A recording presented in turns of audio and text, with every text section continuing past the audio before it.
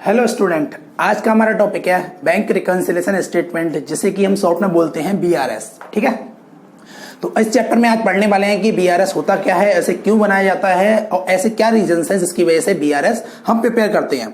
तो पहले एक चीज समझ लेते हैं इसको स्टार्ट करने से पहले कि बीआरएस जो होता है बैंक रिकंसिलिएशन स्टेटमेंट, इसको हम बनाते हैं अपनी जो कैश बुक जो हम मेंटेन करते हैं और बैंक जो मेंटेन करती है हमारे ट्रांजेक्शन के बेस पर पासबुक, उसके डिफरेंस होने के बेस पर। ठीक है, वैसे हम इस डेफिनेशन की हेल्प से समझ लेते हैं क्या होता है BRS. Bank reconciliation statement is a statement. Bank reconciliation statement जो है वो एक स्टेटमेंट होता है prepare by the account holder on a particular date. ये अकाउंट होल्डर यानी जिस पर्सन का बैंक में अकाउंट है वो पर्सन इसको मेंटेन करता है। ठीक है, एट अ पर्टिकुलर डेट पर to reconcile the bank balance as per cash book with the bank balance as per passbook. यानी कि वो जो अपनी कैश बुक में जितना भी उसके पास बैलेंसेस है और पासबुक में जितना बैलेंसेस है उसे रिकाउंसिल करने के लिए showing entries that are reason for the difference between two balances. उसमें वो एंट्री शो करता है, ये देखता है, चेक करता है कि किस वजह से, किस रीजन से हमारे दोनों बैलेंसेस में डिफरेंस आ रहा है। अब सबसे बड़ी बात एक चीज समझ लेते हैं यहाँ पर कि हमें जो डिफरेंस निकालना है वो किस किस के बीच निकालना है। वो हमें निकालना है बैलेंस एज पर पासबुक और balance as per cash book. ये है balance as per cash book और बैलेंस एज पर पासबुक। इसके साथ हमें ये डिफरेंस निकाल करके चेक करना है। सबसे पहले तो जब हम बीआरएस बनाएंगे तो हमारे पास कैश बुक का बैलेंस होना चाहिए, कैश बुक का बैलेंस और बैंक कॉलम कैश बुक।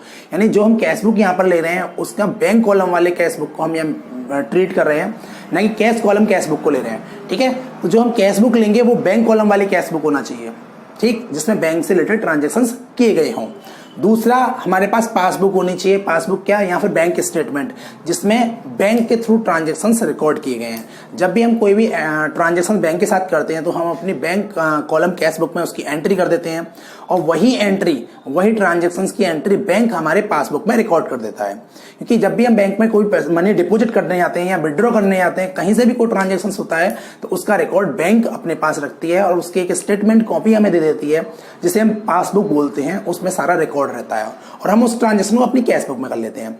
लेकिन कुछ रीजंस ऐसे होते हैं जिसकी वजह से कैश बुक में कुछ ट्रांजेक्शन या तो हो नहीं पाते, पासबुक में हो जाते हैं, या कुछ ट्रांजेक्शन कैश बुक में हो जाते हैं, पासबुक में नहीं हो पाते, जिसके बेस पर हमारे पास हमारे अकॉर्डिंग कैश बुक जो हम शो कर रही है कि बैंक में अवेलेबल बैलेंस ये होना चाहिए, बट पासबुक शो कर रही है बैंक में अवेलेबल बैलेंस ये है। तो इट मींस दोनों बैलेंसेस में अगर डिफरेंस है तो उस डिफरेंस को चेक करने के लिए हम ये बीआरएस बनाते हैं, जिसे बोलते हैं bank reconciliation statement. Means Hindi में अगर बोला जाए तो बैंक समाधान विवरण। यानी कि हमारे बीच में अगर कोई भी डिफरेंस है दोनों बैलेंसेस में, कैश बुक का और पासबुक का, तो हम उस डिफरेंस को क्लियर कर सके इस स्टेटमेंट की हेल्प से। ठीक है, तो मैंने अभी भी बात कर रहे थे हम कौन कौन सी चीजें हमें चाहिए होती हैं। दो चीजें कौन कौन सी, एक तो कैश बुक चाहिए इसमें, यानी कि कैश बुक का होना बहुत जरूरी है। दूसरा पासबुक, पासबुक का होना बहुत जरूरी है। यानी इन दो चीजों का होना बहुत जरूरी है। पासबुक की जगह पर हम यहां पर बैंक स्टेटमेंट को भी ले सकते हैं।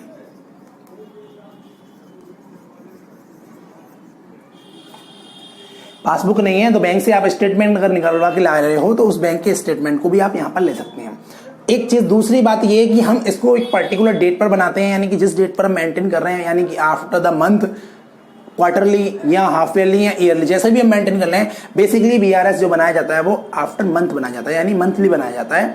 हर मंथ में हम बैलेंस चेक करते हैं, हमारी पासबुक में कितना बैलेंस है और कैश बुक के बैंक कॉलम में कितना बैलेंस है, वो दोनों बैलेंस मैच कर रहे हैं या नहीं कर रहे हैं। तो इन दो चीजों के लिए हमें कैश बुक और पासबुक या बैंक स्टेटमेंट का होना जरूरी है, तभी हम इनके बैलेंसेस को कंपेयर कर सकते हैं।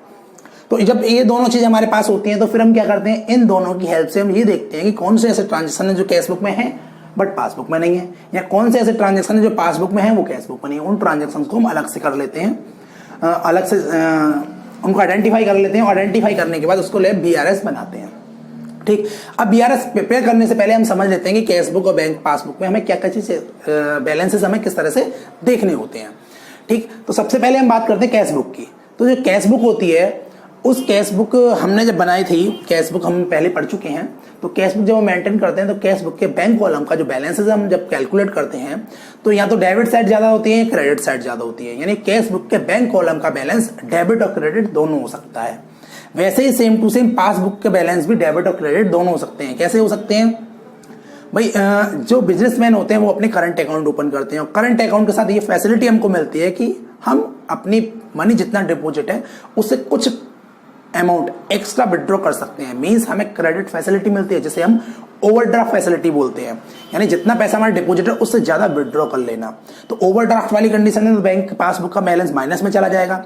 इट मीन्स ये है कि जब हमारा पैसा कैश बुक के अकॉर्डिंग डेबिट बैलेंस है तो पासबुक के अकॉर्डिंग वो क्रेडिट बैलेंस होगा, और जब हमारा बैंक कैश बुक के अकॉर्डिंग डेबिट बैलेंस है, सॉरी क्रेडिट बैलेंस है, तो पासबुक के अकॉर्डिंग डेबिट बैलेंस होगा।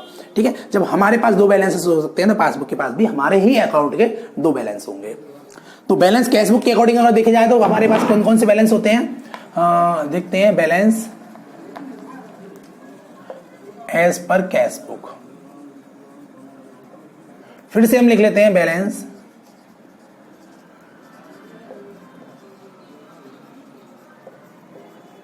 As per cash book. दूसरे आते हैं पासबुक के बैलेंस, देखें तो बैलेंस एज पर पासबुक। फिर से बैलेंस एक और ले लेते हैं, बैलेंस एज पर पासबुक। तो इस तरह से बीआरएस बनाने के लिए हमारे पास ओपनिंग में 4 बैलेंसेस हो सकते हैं। कौन कौन से? Balance as per cash book, यानी कैश बुक का बैलेंस हो सकता है। अब कैश बुक के 2 टाइप के बैलेंस हो सकते हैं, debit credit. Same to same passbook के भी 2 बैलेंस हो सकते हैं, डेबिट या क्रेडिट। तो बीआरएस बनाते टाइम पर हमारे पास स्टार्टिंग में ये 4 टाइप के बैलेंसेस हो सकते हैं। ठीक है, अब इनकी हेल्प से हमें अपना बीआरएस बनाना है, यानी बैंक रिकंसिलिएशन स्टेटमेंट हमको प्रिपेयर करना है। तो वो कैसे प्रिपेयर करेंगे? सबसे पहले हम देख लेते हैं, बात करते हैं बैलेंसेस की, समझ लेते हैं। Balance as per cash book, अगर आपके न्यूमेरिकल में आपके पास कोई भी इंफॉर्मेशन नहीं है कि इस बैलेंस को हम क्या ट्रीट करें, डेबिट या क्रेडिट, तो फिर हम क्या करते हैं? बाय डिफॉल्ट क्या होता है? Balance as per cash book, by default हम balance as per cash book suppose करते हैं कि हमारी बैलेंस कैश बुक में हमेशा डेबिट बैलेंस होगा। इट मींस हमारा पैसा बैंक के पास डिपॉजिट होगा। बाय डिफॉल्ट हमेशा हम यही सपोज करते हैं। तो जब भी balance as per cash book बोला हुआ है, कुछ भी इंफॉर्मेशन नहीं है आपके पास, तो हम इसको ट्रीट करेंगे डेबिट बैलेंस। मींस हमारा balance as per cash book debit balance है जब हमारे पास कोई इंफॉर्मेशन नहीं है। इट मींस क्या होता है? कैश बुक का फेवरेबल बैलेंस क्या होता है? डेबिट होता है। और अगर बोला गया balance as per cash book credit, तो क्रेडिट मींस क्या होता है? जितना भी पैसा हमारा बैंक में डिपॉजिट था उससे ज्यादा हम विड्रॉ कर सके। इट मींस ये कंडीशन हो जाती है ओवरड्राफ्ट, जिसे हम बैंक ओवरड्राफ्ट बोलते हैं। यानी बैंक कैश बुक का जो क्रेडिट बैलेंस होता है वो ओवरड्राफ्ट बैलेंस होता है। तो न्यूमेरिकल में हमें हो सकता है balance as per cash book overdraft बोला हो या balance as per cash book credit बोला हो, तो ये सेम होते हैं। और balance as per cash book बोले या balance as per cash book debit बोले, दोनों का ही मतलब डेबिट होता है। मींस कुछ नहीं दे रखा तब भी इसको डेबिट ही ट्रीट करते हैं कैश बुक को। इसका जस्ट अपोजिट आ जाते हैं, बात करते हैं पासबुक की। तो पासबुक का फेवरेबल बैलेंस जो होता है वो हमेशा क्रेडिट होता है। यानी कि अगर हमारे न्यूमेरिकल में balance as per passbook show करके दे रखा है और ये नहीं बताया कि balance as per passbook credit है या डेबिट, तो बाय डिफॉल्ट हम balance as per passbook credit suppose करते हैं। ठीक है, क्योंकि बाय डिफॉल्ट बैलेंस क्रेडिट क्यों सपोज करते हैं हम समझ लेते हैं कि कैश बुक में मान लीजिए हमने 1000 रुपीज डिपॉजिट करिए बैंक में कर दिए, तो कैश बुक के अकॉर्डिंग आपने एंट्री की डेबिट साइड में, बट बैंक क्या करेगी? पासबुक में एंट्री करेगी क्रेडिट साइड में। क्यों करेगी? क्योंकि बैंक सपोज करती है कि जो हमने पैसा उसको डिपॉजिट किया है वो बैंक के लिए एज ए लायबिलिटी है। मींस हमारे लिए वो एसेट्स है बट बैंक के लिए वो लायबिलिटी है, क्योंकि हमारा पैसा बैंक के पास है। जिस दिन हम बैंक को कॉल करेंगे बैंक हमको वो पैसा रिटर्न करेगी। ठीक है, तो उसके लिए लायबल है रिटर्न करने के लिए। इट मींस बैंक के लिए वो लायबिलिटी है, तो पासबुक में उसकी एंट्री वो क्रेडिट में करती है और हम उसी एंट्री को डेबिट में करते हैं। इसलिए कैश बुक का फेवरेबल बैलेंस डेबिट होता है और पासबुक का फेवरेबल बैलेंस क्रेडिट होता है। तो इस चीज को हम याद रखेंगे। ठीक है, फेवरेबल बैलेंस हमारे कैश बुक पासबुक के ही होते हैं। जस्ट इसका अपोजिट, जब फेवरेबल बैलेंस क्रेडिट होता है तो ओवरड्राफ्ट बैलेंस क्या होगा? डेबिट होगा। तो जिस कंडीशन में हमारा balance as per passbook debit बोला हुआ है तो इसका मतलब ये है कि ये ओवरड्राफ्ट है। ठीक है, तो इस तरह से हमारे 4 टाइप के बैलेंसेस होते हैं। इन 4 टाइप के बैलेंसेस की हेल्प से हम बीआरएस अपना कैलकुलेट करते हैं। ठीक, अब हम समझ लेते हैं कि इसके फॉर्मेट क्या होते हैं, यानी कि जब हम ये बीआरएस बनाते हैं तो उसमें क्या किस तरह से फॉर्मेट होते हैं और किस तरह से उनको एंट्री की जाती है। ठीक है, यस, तो ये होते हैं अपने format of BRS. Basically formats जो होते हैं बीआरएस बनाने के वो 2 फॉर्मेट्स होते हैं, ठीक है। पहला फॉर्मेट हम यहाँ देख लेते हैं जो होता है डिटेल और टोटल मेथड, यहाँ जिससे बोल देते हैं डिटेल और अमाउंट मेथड भी हम बोल सकते हैं। टोटल की जगह पर यहाँ पर अमाउंट लिखा होता है, ठीक है। डिटेल एंड अमाउंट मेथड बोल देते हैं, या फिर दूसरा होता है हमारे पास प्लस एंड माइनस मेथड। तो पहले समझ लेते हैं डिटेल और अमाउंट मेथड को। कॉलम्स जो होते हैं इनके अंदर सेम होते हैं दोनों ही फॉर्मेट में, पहला कॉलम पर्टिकुलर का, दूसरा डिटेल का, तीसरा टोटल का यानी अमाउंट का कॉलम होता है। यहां पर भी अगर हम देखें बात करें तो पहला पर्टिकुलर का, दूसरा कॉलम प्लस का और तीसरा कॉलम माइनस का, यानी दोनों ही फॉर्मेट में 3 कॉलम्स होते हैं। सबसे पहले हम ऊपर लिखा हुआ है फॉर्मेट ऑफ बीआरएस यानी इन द बुक्स ऑफ, यानी जिसकी भी बुक में आप बीआरएस मेंटेन कर रहे हो, यानी जो भी पार्टी बीआरएस बना रही है उसकी पार्टी का आपको यहाँ पर नाम मेंटेन करना है। फिर उसके नीचे लिखना बैंक रिकंसिलिएशन स्टेटमेंट, ब्रैकेट में आप लिखेंगे एज एट, यानी जिस भी डेट पर आप उसे मेंटेन कर रहे हैं वो डेट यहाँ पर मेंशन हो जाएगी। उसके बाद डिटेल और अमाउंट मेथड में जब हम सॉल्व करते हैं तो हमें क्या करना पड़ता है, सबसे पहले तो बैलेंस हमें लिखना पड़ेगा, जो भी हमारा बैलेंस है वो क्या है, यानी कैश बुक के अकॉर्डिंग, पासबुक के अकॉर्डिंग, जिसके बेस पर आपको बैलेंसेस लेना है उसके बेस पर आपको यह बैलेंसेस लिखना पड़ेगा। इसके बाद क्या होगा, उसके बाद जितने भी आइटम आपको ऐड करने हैं अपने, वो सारे आइटम्स यहाँ पर ऐड किए जाएंगे, और जितने भी आइटम आपको लेस करने हैं उसके बाद वो सारे आइटम यहाँ पर लेस किए जाएंगे। तो सारे ऐड ट्रांजेक्शन पहले आप लिख देंगे, सारे लेस ट्रांजेक्शन आप पहले बाद में लिख देंगे, उसके बाद जो डिफरेंसेस आ जाएगा उस डिफरेंसेस के बेस पर दूसरा बैलेंस मैच कर लेंगे। तो ये हो जाता है अपना डिटेल्ड और अमाउंट मेथड। तो इसमें क्या होता है, पहले हमारा जो भी न्यूमेरिकल है उसमें से छांटना पड़ेगा हमको, उसमें से आइडेंटिफाई करना पड़ेगा कौन कौन से प्लस के आइटम है, कौन कौन से माइनस के आइटम है। तो जो प्लस के आइटम है उन्हें ऐड कर दिया जाएगा, माइनस के आइटम्स को लेस कर दिया जाएगा, ठीक है। ऐसा ना हो कि आपने माइनस वाला ऐड में कर दो, ऐड वाला ऐसे नहीं, पहले छांटने पड़ेंगे, अलग अलग करने पड़ेंगे, उसके बाद फिर इसको सॉल्व करना स्टार्ट करेंगे, ठीक। अब बात कर लेते हैं हम इसकी, ये फॉर्मेट ऑफ बीआरएस, इसमें भी सेम टू सेम है, इन द बुक्स ऑफ और bank reconciliation statement as at, जिस भी डेट पर आप इसे मेंटेन कर रहे हैं। इसमें भी वही कॉलम्स होते हैं, 3 कॉलम, पर्टिकुलर, प्लस और माइनस, ठीक है। इसमें क्या करना होता है, इसमें सबसे पहले तो वही सेम जो उसमें किया जाता है, बैलेंस आपको लिखना है, जिस भी बेस पर आपको बैलेंस मेंटेन करना है, बैलेंस इस पर कैश बुक है या पासबुक है, जो भी कुछ है। उसके बाद इसमें इस तरह से ऐड और लेस करके आइटम अलग अलग नहीं लिखने, इसमें जो भी आइटम है आपको, जो भी ट्रांजेक्शन है वो ट्रांजेक्शन लाइन से यहाँ पर लिख देने हैं, 1 2 3 जितने भी हो रहे हैं आपके, जो भी ट्रांजेक्शन सबको यहाँ पर लाइन से लिखना है। हमें ये आइडेंटिफाई नहीं करना कौन सा प्लस का है कौन सा माइनस का, सिंपली लिखते जाना है। फिर उसके बाद जो भी बैलेंसेस लिया है, इस बैलेंस के बेस पर जो आइटम प्लस का है, जो भी ट्रांजेक्शन प्लस का है उसे प्लस वाले कॉलम में अमाउंट लिख दीजिए, जो माइनस का उसे माइनस वाले कॉलम में। जैसे जैसे ट्रांजेक्शन होते जा रहे हैं उसके यहाँ साथ के साथ माइनस प्लस वाले कॉलम में हम अमाउंट लिख सकते हैं, ठीक है। तो हम इन दोनों मेथड से बीआरएस को सॉल्व कर सकते हैं, दोनों ही मेथड इजी होते हैं, ऐसा कोई नहीं है कि दोनों ही मेथड में कोई प्रॉब्लम आती हो। आप किसी भी मेथड से सॉल्व करके आए, दोनों ही मेथड अपने हर बोर्ड में इसको सॉल्यूशन में लिस्ट में दे रखे हैं। यानी आप अगर सीबीएसई बोर्ड के स्टूडेंट हैं, आईएससी बोर्ड के स्टूडेंट हैं, या आप किसी स्टेट बोर्ड के स्टूडेंट हैं, तो आप इनमें से किसी भी मेथड को यूज कर सकते हैं अपने बीआरएस यानी न्यूमेरिकल को सॉल्व करने के लिए, ठीक है।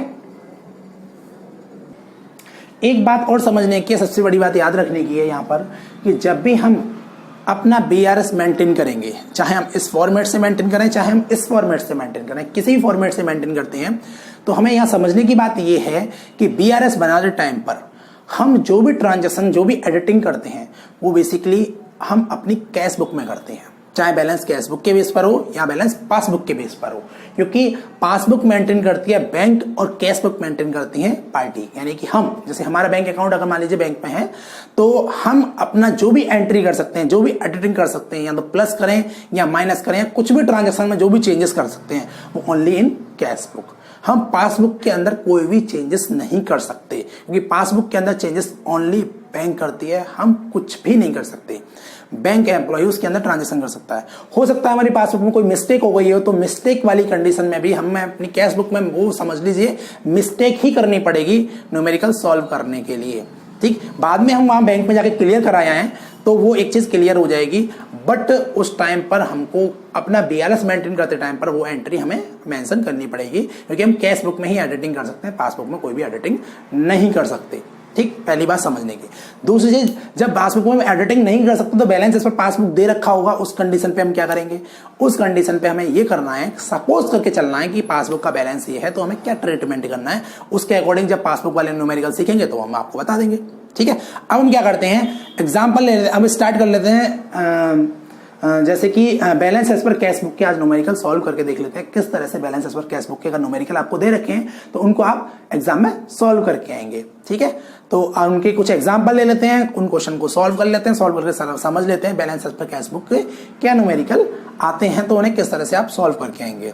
बेसिकली दोनों फॉर्मेट में हम कर सकते हैं, बट हम प्रेफर करते हैं प्लस माइनस मेथड को, क्योंकि बेसिकली इस वाले फॉर्मेट को सभी टीचर्स या सभी बोर्ड्स सभी स्कूल्स में इस वाले मेथड को ज्यादा यूज किया जाता है, इस मेथड को थोड़ा कम यूज किया जाता है। इसलिए हम इस वाले मेथड से आपको आज सिखाते हैं कि बीआरएस किस तरह से मेंटेन करते हैं इस फॉर्मेट को लेकर के।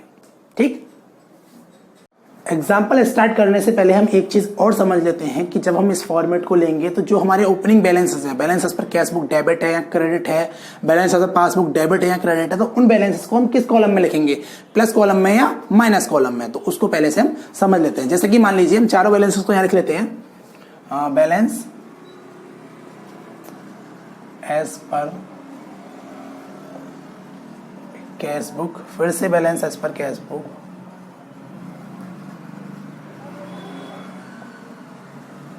बैलेंस एज पर पासबुक,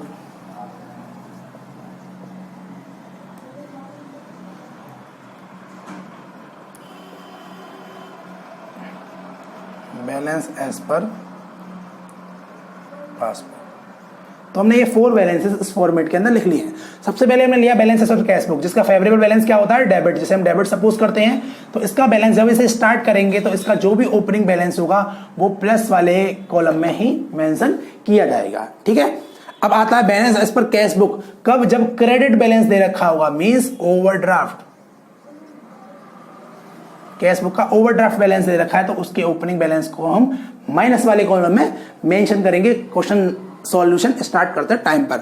ऐसे ही बैलेंस एज पर पासबुक अगर है तो फेवरेबल बैलेंस पासबुक का क्रेडिट बैलेंस होता है तो इसको भी हम प्लस वाले कॉलम में ही स्टार्ट करेंगे, यानी मींस फेवरेबल बैलेंस जो भी हैं उसको क्वेश्चन को सॉल्यूशन स्टार्ट करते टाइम पर उनके ओपनिंग बैलेंसेस प्लस वाले कॉलम में लिखे जाएंगे। Unfavourable balance means overdraft balance है तो उनको हम माइनस वाले कॉलम से न्यूमेरिकल स्टार्ट करेंगे, यानी कि इनके ओपनिंग बैलेंसेस को माइनस वाले कॉलम में लिखेंगे। कब, ओवरड्राफ्ट वाले जितने भी बैलेंसेस होते हैं उन्हें माइनस वाले कॉलम में लिखा जाता है और फेवरेबल बैलेंस जितने भी होते हैं उनके ओपनिंग बैलेंस को प्लस वाले कॉलम में लिखा जाता है। इसके बाद इसके आगे के सारे ट्रांजेक्शंस किए जाते हैं। तो फर्स्ट समझने वाली बात यह है कि पहले बैलेंसेस को हम कहां मेंशन करेंगे, क्योंकि जब तक हमें ये नहीं पता कि बैलेंसेस को कहां लिखेंगे तो हम सॉल्यूशन नहीं कर सकते। अगर इनका प्लेस ही चेंज हो जाएगा बैलेंसेस का तो हमारा न्यूमेरिकल रॉन्ग हो जाएगा। ठीक है, तो हम इसको अच्छे से समझ लेते हैं कि बैलेंस को किस तरह से लिखते हैं। ये समझ में आ गया होगा। अब हम ले लेते हैं एक क्वेश्चन और उसको सॉल्व करके समझ लेते हैं किस तरह से एग्जाम में आता है, तो हम सॉल्व किस तरह से कर आएंगे। यस स्टूडेंट, तो मैंने एक एग्जांपल लिया हुआ है, मींस एक क्वेश्चन लिया हुआ है जो लिया हुआ है balance as per cash book के बेस पर, कि balance as per cash book के बेस पर अगर क्वेश्चन आता है तो हम उसे किस तरह से सॉल्व करके आएंगे। ये हमने लिया है favourable balance as per cash book means debit balance. इसमें दे रखा है from the following information prepare bank reconciliation statement of mister Khanna as on 31 March 2020, यानी कि मिस्टर खन्ना का हमें बैंक रिकंसिलिएशन स्टेटमेंट बनाना है 31 मार्च 2020 को। इसमें दे रखा है balance as per cash book as on 31 March 2020 12,000, यानी balance as per cash book जो हमें दे रखा है डेबिट बैलेंस है। अगर कोई इन्फॉर्मेशन नहीं है तो हम डेबिट बैलेंस सपोज करते हैं, वो हमें दे रखा है 12,000 और डेबिट बैलेंस का ओपनिंग बैलेंस हम प्लस में लिखते हैं। Balance as per cash book अगर हमें दे रखा होता है तो हम प्लस में इसकी एंट्री कर देते हैं। दूसरा दे रखा है इसमें out of the total cheque issued amounting to 10,000, यानी कि सबसे बड़ी बात है हम यहाँ पर दो चीजें ले लेते हैं, एक तो लेते हैं कैश बुक और दूसरी लेते हैं पासबुक। समझने के लिए दो चीजों को हम यहाँ पर नोट कर लेते हैं। अब इसका ट्रांजेक्शन, फर्स्ट ट्रांजेक्शन जो दे रखा है वो है out of the total cheque issued amounting 10,000, means 10,000 का चेक है जो कि हमने कैश बुक से माइनस कर दिया, मींस इशू करने के टाइम पर कैश बुक से माइनस हो जाएगा। उसके बाद दे रखा है cheque 3,000 were debited by the bank, यानी बैंक ने कितने माइनस कर दिए, हमारी पासबुक से 3,000 माइनस कर दिए। यानी कि सबसे बड़ी बात हम बना कब रहे हैं 31 मार्च को, ये भी हमें देखना पड़ेगा। ठीक है, इसके बाद बोला हुआ है इन द मार्च 2020, ठीक है, चेक ऑफ 4000 डेबिटेड इन अप्रैल, यानी बैंक ने जो 4000 माइनस किए हैं वो किए अप्रैल में, और मार्च में कितने किए हैं 3000 ओनली। और उसके बाद बैलेंस बचे हुए चेक का वो बैंक ने क्या किया है, and the rest have not been present yet, यानी बचे हुए कितने 3000 जो बैलेंस बच जाते हैं वो प्रेजेंट ही नहीं हुए। यानी कि बोलने का मतलब ये है कि check issued ₹10,000 and present for payment 3000 only, 4000 present in April and 3000 not present. यानी 10,000 का चेक हमने इशू किया था, 3,000 रुपए के तो अभी प्रेजेंट हो गए मार्च में। मींस बैंक से हम मार्च बना कर रहे हैं 31 मार्च को, तो 31 मार्च तक बैंक से कितना का पेमेंट हुआ, ओनली 3,000 का। मींस बैंक से 7,000 का 31 मार्च तक पेमेंट ही नहीं हुआ। तो इन दोनों ट्रांजेक्शन, जो अप्रैल में पेमेंट हुआ है या जो पेमेंट लेने के लिए नहीं आए, इनकी हमें कोई भी रिक्वायरमेंट नहीं है। बस हमें याद रखना है जिस डेट को बनाना उस डेट तक का ट्रांजेक्शन क्या है। हमारी कैश बुक से 10,000 माइनस कर दिए जब हमने पेमेंट किया, बट पासबुक से ओनली 3,000 माइनस हुए हैं। इट मींस पासबुक का बैलेंस हमारी कैश बुक के बैलेंस से 7,000 ज्यादा है। तो हम क्या करेंगे, हमें कैश बुक का बैलेंस पासबुक के इक्वल करना है। तो उसके लिए क्या करेंगे, हम 7,000 रुपीज पास कैश बुक में फिर से प्लस कर दें तो बैलेंस इक्वल हो जाएगा। ठीक, तो हम क्या करेंगे, यहाँ पर प्लस वाले कॉलम में एंट्री करेंगे। पहले हम ट्रांजेक्शन क्या लिखेंगे, चेक इशूड, फर्स्ट ट्रांजेक्शन है cheque issued but not present for payment, यानी चेक हमने इशू किए थे जो पेमेंट लेने के लिए प्रेजेंट नहीं हुए, कितने 7,000 रुपीज के। ठीक है, क्योंकि 3,000 के तो प्रेजेंट हो गए ना, 7,000 वाले प्रेजेंट नहीं हुए, इसकी एंट्री हमने यहां पर कर दी है। ठीक, फर्स्ट ट्रांजेक्शन कंप्लीट हो गया। सेकंड ले लेते हैं, out of the total cheque deposited amounting to ₹5,000। सबसे पहले हम इसको भी मेंशन कर लेते हैं कि हमने 5,000 रुपए के अमाउंट के चेक बैंक में डिपॉजिट कर दिए। तो हमने 5,000 रुपीज जब बैंक में डिपॉजिट किए, मींस कैश बुक में प्लस कर दिए बैंक कॉलम में। बट अब आगे पढ़ते हैं, क्या लिखा है, cheque of 1,500 were credited by bank in March, यानी मार्च में बैंक ने कितने क्रेडिट किए, बैंक ने केवल 1,500 किए, हमने 5,000 प्लस किए, बट बैंक ने ओनली 1,500 प्लस किए। तो फिर अब क्या हुआ, आगे पढ़ते हैं। इसमें लिखा है by the bank in March and the balance cheque were credited in April, balance April में हो, तो अप्रैल से तो हमें वैसे भी कोई मतलब नहीं है। तो कहने का मतलब ये, हमने 5,000 प्लस किए थे, बैंक ने 1,500 प्लस किए, इट मींस 3,500 रुपीज बैंक ने प्लस ही नहीं किए। जब 3,500 बैंक ने प्लस नहीं किए तो हमें कैश बुक को बैंक के इक्वल लाना है। इट मींस हम इसमें से 3,500 माइनस कर दें तो हमारा दोनों बैलेंस इक्वल हो जाएंगे। तो हम क्या करेंगे, 3,500 रुपीज माइनस कर देंगे। तो उसके लिए स्टेटमेंट क्या लिखेंगे, चेक सेंड टू बैंक या deposited into bank but not credited. Cheque हमने बैंक में डिपॉजिट तो किए, बैंक में तो भेज दिए, बट वो अभी तक क्रेडिट नहीं हुए हैं। जब क्रेडिट नहीं हुए हैं तो उनको माइनस कर दो। 3,500 रुपीज बैंक में अभी तक डिपॉजिट ही नहीं हुए, तो वो हमने यहां से माइनस कर दिए हैं। नेक्स्ट लिखा है, bank had debited 100 rupees as a bank charge. अब बैंक ने 100 रुपीज का बैंक चार्ज हमारे ऊपर लगा दिया। बैंक चार्जेस क्या होता है, जो बैंक हमारे अकाउंट से माइनस कर देती है। तो बैंक ने जब बैंक चार्जेस माइनस कर दिया, मींस पासबुक से बैंक ने माइनस कर दिया, कैश बुक में इसकी एंट्री नहीं है, तो हमें क्या करना पड़ेगा, कैश बुक को इक्वल करने के कैश बुक से ही माइनस करना पड़ेगा। तो हम क्या करेंगे, यहां पर third entry, bank charges not recorded in cash book. भाई कैश बुक में बैंक चार्जेस रिकॉर्ड ही नहीं है, तो हम माइनस कर देंगे यहां पर 100 रुपीज को, माइनस वाले कॉलम में हम इसको शो कर देंगे। इसके बाद नेक्स्ट बैंक ने क्या दिया हुआ है, क्रेडिट 200 एज इंटरेस्ट, यानी बैंक ने 200 रुपीज बैंक हमारे इंटरेस्ट के दिए। जब बैंक ने हमारे 200 रुपीज ऐड कर दिए, हमने कैश बुक में कुछ भी नहीं कर रखा, जैसे ये कुछ नहीं कर रहा था, ये कुछ नहीं कर रखा, तो फिर हम क्या करेंगे, इक्वल करने के लिए 200 ऐड कर दो। 200 ऐड करने पड़ेंगे तो हम यहां पर कर देंगे। Fourth entry, bank allowed interest not recorded in cash book, यानी बैंक ने अलाउड किया इंटरेस्ट या बैंक क्रेडिटेड इंटरेस्ट, बैंक ने क्रेडिट किया interest, not recorded in cash book, cash book में रिकॉर्ड नहीं है, तो इट मींस रिकॉर्ड कर दो। 200 रुपीज को हम यहां पर ऐड कर देंगे। इसके बाद क्या करेंगे, नेक्स्ट ट्रांजेक्शन दे रखा है last, a cheque paid to S Limited 3400, यानी कि हमने एक कंपनी है एस लिमिटेड जिसको चेक इशूड कर दिया 3400 का, ठीक है। तो 3400 रुपीज का हमने चेक माइनस करना है, ये हमें करना है, ठीक है, क्योंकि हमने इतना माइनस करना है। बट क्या बोला है, in cash book had been entered in cash book 4300, यानी कि हमें कैश बुक से 34 की जगह हमने क्या कर दिया 4300 माइनस कर दिया। अब इसके लिए आगे कोई इंफॉर्मेशन नहीं, चेक प्रेजेंट हुआ या नहीं हुआ, इट मींस हम सपोज करेंगे बैंक में जाकर के चेक प्रेजेंट हो गया, तो बैंक से तो माइनस इतने के होंगे जितने का चेक हमने दिया था, तो बैंक से तो उतना ही माइनस हुआ 3400, बट हमने कैश बुक से बाय मिस्टेक कितना माइनस कर दिया 4300 माइनस कर दिया, इट मींस 900 रुपीज ज्यादा माइनस कर दिया। तो हम 900 रुपीज प्लस कर दें कैश बुक में, इक्वल बैलेंस आ जाएगा। तो हम क्या करेंगे, कैश बुक में 900 रुपीज प्लस कर देंगे। तो 900 रुपीज जब प्लस करेंगे तो उसके लिए स्टेटमेंट क्या लिखेंगे, चेक, फिफ्थ स्टेटमेंट लिखेंगे cheque paid to S Limited wrongly entered in cash book और S Limited rupees 3400 wrongly entered in cash book rupees 4300। भाई चेक हमने इशू जो किया था एस लिमिटेड को 3400 का किया था, बट हमने क्या कर दिया wrongly entered in cash book 3400, यानी कैश बुक में हमने उसको क्या कर दिया 3400 का कर दिया है। तो इट मीन्स 900 रुपये हमने ज्यादा कर दिया, तो 900 रुपये यहाँ पर हम ऐड कर देते हैं। इसके अकॉर्डिंग हमारे सारे ट्रांजेक्शन यहाँ पर कंप्लीट हो जाते हैं। अब हम इसकी बैलेंसिंग करते हैं। बैलेंसिंग कैसे करेंगे, बैलेंसिंग करने के लिए हमें इसका टोटल करना पड़ेगा। सबसे पहले हम डेबिट या प्लस कॉलम कर लेते हैं, 12,000 प्लस 7,000 यानी 19,000, 19,200 और 20,100 रुपीज का यहाँ पर हमारा आ जाता है। तो 20,100 हमारा प्लस कॉलम का टोटल आ गया।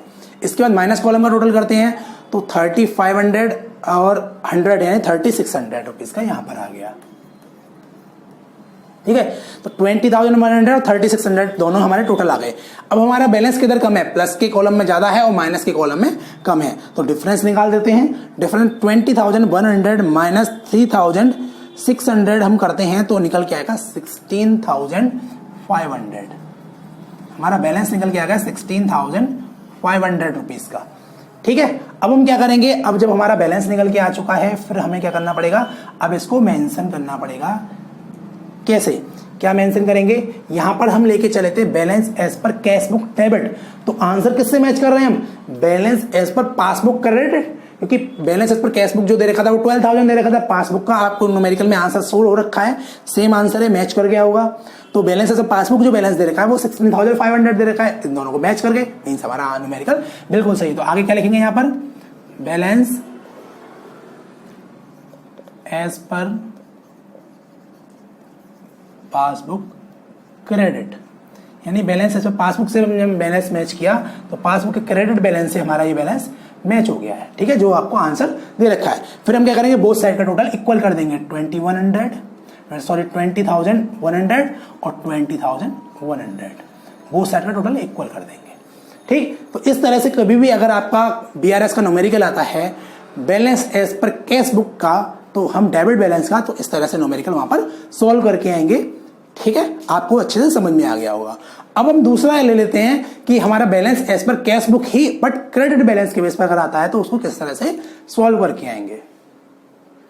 यस स्टूडेंट्स, तो हमने एक क्वेश्चन ले रखा है, ये जो क्वेश्चन है वो है overdraft as per cash book.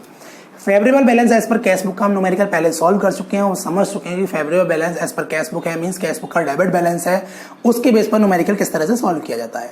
अब समझने वाले हैं overdraft as per cash book, यानी कैश बुक का क्रेडिट बैलेंस है अनफेवरेबल बैलेंस, तो उसके न्यूमेरिकल को हम किस तरह से सॉल्व करेंगे। तो क्वेश्चन रीड करना स्टार्ट करते हैं।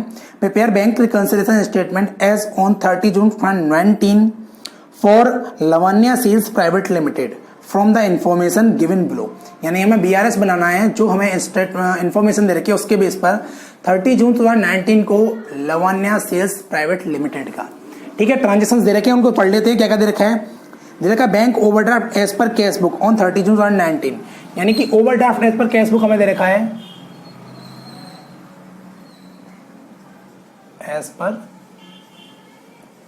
Cash book. सबसे पहले तो हम बैलेंस लिखते हैं। तो बैलेंस जो मैंने रखा overdraft as per cash book, जिसका की मीनिंग होता है कि credit balance as per cash book है। अब अमाउंट दे रखा 1,10,450 रुपीज का, तो हम लिख लेते हैं माइनस वाले कॉलम में 1,10,450 रुपीज का। मैंने आपको पहले ही बताया था कि जब अनफेवरेबल बैलेंस हो या कैश बुक का या पासबुक का, तो उसका बैलेंस माइनस वाले कॉलम में मेंशन किया जाता है सबसे पहले। अब ट्रांजैक्शन पढ़ना स्टार्ट करते हैं। Check issued on 20 June 2019 but not yet present, यानी चेक हमने इशू किया लेकिन पेमेंट के लिए प्रेजेंट नहीं हुआ।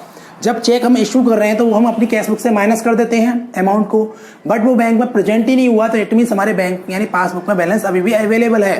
तो हमें कैश बुक को इसके इक्वल लाने के लिए क्या करना पड़ेगा, हमें अपनी कैश बुक में वो ऐड करना पड़ेगा। तो एंट्री क्या कर देंगे, check issued but not present.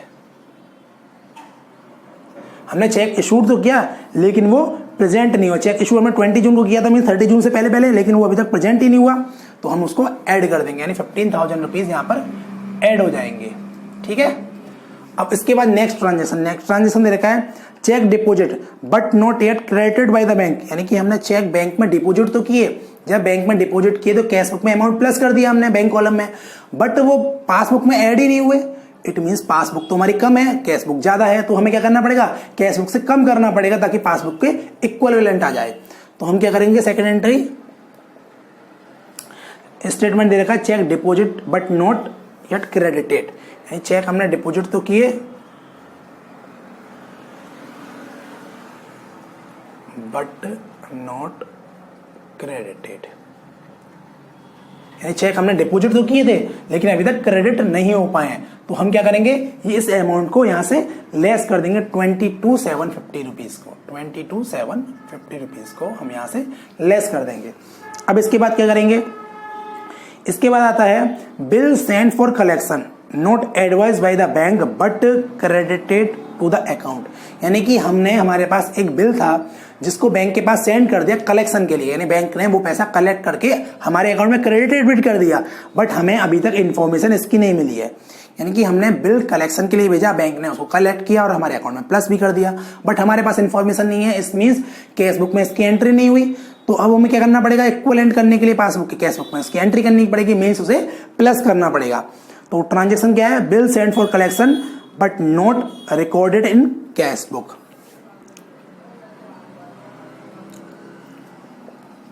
Bill send for collection but not recorded in cash book.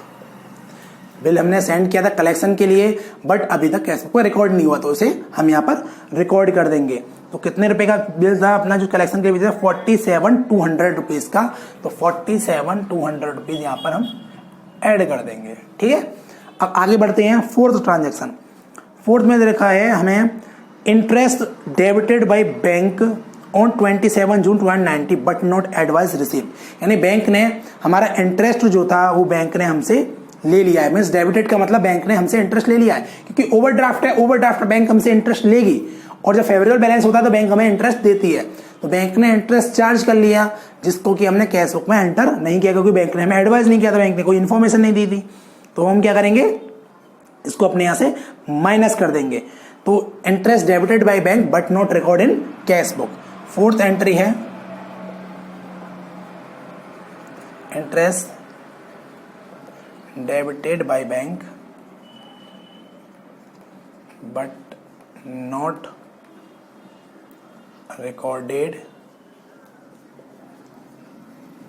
In cash book. Cash book में रिकॉर्ड नहीं है तो कैश बुक में रिकॉर्ड कर देते हैं। तो अमाउंट कितने रुपए का इंटरेस्ट का है, 12,115, यानी 12,115 का ट्रांजेक्शन है जिसकी हम एंट्री कर देंगे।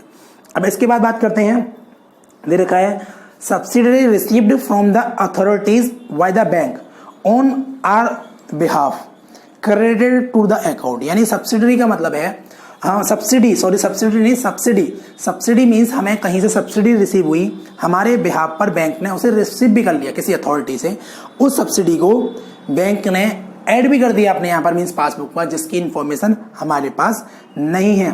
तो सब्सिडी रिसीव की थी बैंक ने, बट हमारे पास कोई इन्फॉर्मेशन नहीं है, मींस कैश में बुक में हमने उसकी एंट्री नहीं की। तो हम क्या करेंगे, कैश बुक में उसकी एंट्री कर देंगे, मींस उसे ऐड कर देंगे। तो फिफ्थ ट्रांजेक्शन क्या होगा, फिफ्थ ट्रांजेक्शन होगा सब्सिडी रिसीव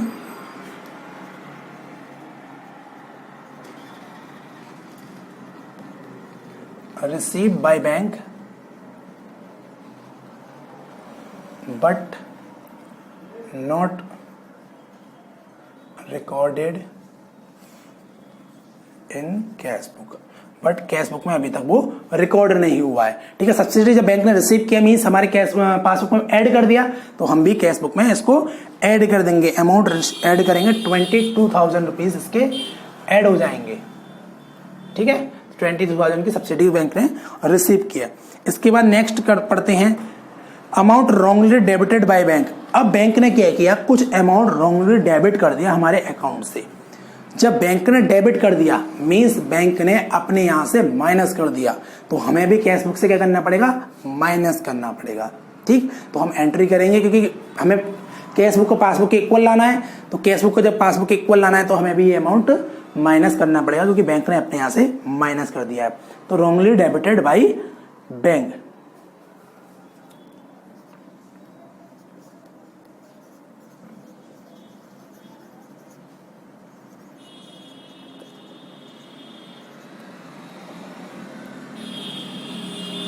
बैंक ने डेबिट रॉन्गली कर दिया तो हम भी अपने यहां से माइनस कर देंगे 2,400 रुपीज को। नेक्स्ट ट्रांजेक्शन दे रखा है हमको amount wrongly credited by bank. अब पहले तो बैंक ने डेबिट किया था रॉन्गली, यानी कि बैंक ने रॉन्गली माइनस कर दिया था, तो हमने अपने यहां माइनस कर दिया इक्वल करने के लिए। अब बैंक ने रॉन्गली क्रेडिट कर दिया मींस प्लस भी कर दिया कुछ अमाउंट, तो हमें भी इक्वल करने के लिए वो अमाउंट प्लस करना पड़ेगा, यानी रॉन्गली क्रेडिटेड बाय बैंक वाला ट्रांजेक्शन हमें यहां करना पड़ेगा। wrongly credited by bank. Bank ने wrongly credited किया कितना, 5,000 रुपीज का, तो वो भी हमें भी यहां पर क्रेडिट ही करना पड़ेगा। तो इसकी तरह से अब हमारे ये ट्रांजेक्शन कंप्लीट हो चुके हैं, यानी कि हमने प्लस माइनस के सारे ट्रांजेक्शन यहाँ पर कंप्लीट हो चुके हैं। अब हम क्या करते हैं, दोनों ही साइड का टोटल कर लेते हैं, उसके बाद सॉल्यूशन करके निकाल लेते हैं कि हमारा आंसर क्या आ रहा है। तो सबसे पहले ये करते हैं यहाँ पर, तो 15,000 प्लस 47,200 तो हो जाएगा 15,000 और 47,000 का मतलब है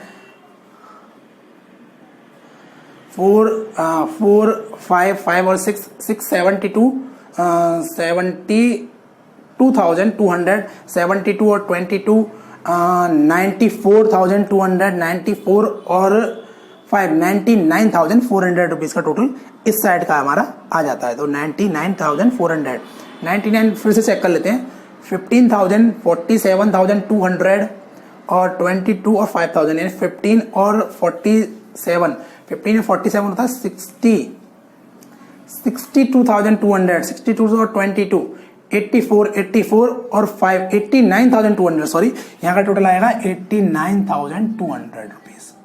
ठीक है, ये हमारा आ गया प्लस कॉलम का टोटल। माइनस कॉलम का करते हैं 1,10,450 22,750 यानी 22 और 32 33,200 यानी कि 1,33,200 और 2,400 और 12,155।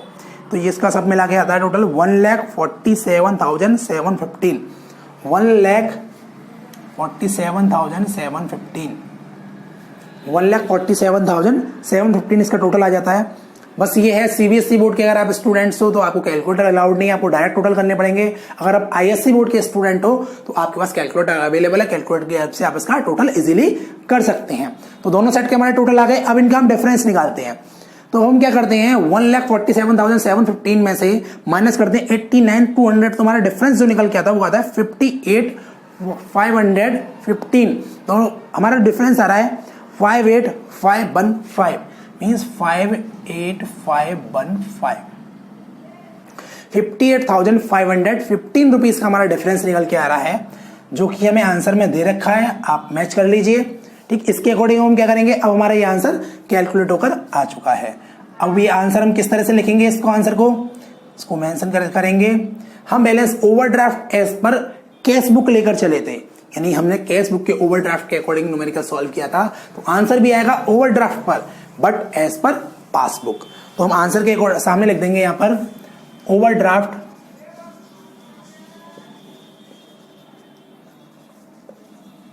As per passbook. ठीक है, तो overdraft as per cash book हमने स्टार्ट किया था, ओवरड्राफ्ट एज पर पासबुक के बैलेंस से मैच कर गया, इट मींस हमारा न्यूमेरिकल ठीक है। अब टोटल कर देंगे 1,47,715, 1,47,715 बोथ साइड का टोटल हमने कर दिया है। ये हमारा इस तरह से न्यूमेरिकल सॉल्व हो गया। तो आपको ये सब कुछ समझ में आ गया होगा कि किस तरह से हमें सॉल्व करना है। अगर हमारे एग्जाम में न्यूमेरिकल आ जाते हैं तो हम किस तरह से सॉल्व करके आएंगे। Means balance as per cash book, अगर फेवरेबल बैलेंस आता है उसके न्यूमेरिकल कैसे सॉल्व किए जाते हैं। Balance as per cash book अगर अनफेवरेबल बैलेंस आता है, मींस ओवरड्राफ्ट बैलेंस आता है, तो उसके न्यूमेरिकल को हमें किस तरह से सॉल्व करके आना है, ये आपको इजीली समझ में आ गया होगा। और बीआरएस बहुत अच्छा चैप्टर है, ये बहुत स्कोरिंग चैप्टर है क्योंकि इसके क्वेश्चंस हमारे एग्जाम में आते हैं। ठीक है, आपको ये चैप्टर कितना समझ में आया, कितना समझ में नहीं आया, आप अपना फीडबैक दीजिए, हमें कमेंट करके बताइए आपको ये कितना समझ में आया ये दोनों मेथड। इसके नेक्स्ट 2 मेथड है, मींस बैलेंस और पासबुक के दोनों बैलेंस, वो हम नेक्स्ट वीडियो में समझेंगे कि किस तरह से बैलेंस और पासबुक के अगर हमें न्यूमेरिकल आते हैं तो उन्हें किस तरह से सॉल्व किया जाएगा। अभी ये बैलेंस और कैश बुक के दोनों ही मेथड आपको, कैश बुक डेबिट बैलेंस और क्रेडिट बैलेंस, आपको कितना समझ में आया ये आप हमें फीडबैक देके बताइए।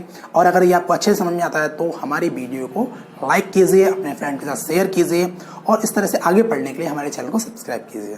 आज के लिए इतना ही, थैंक यू।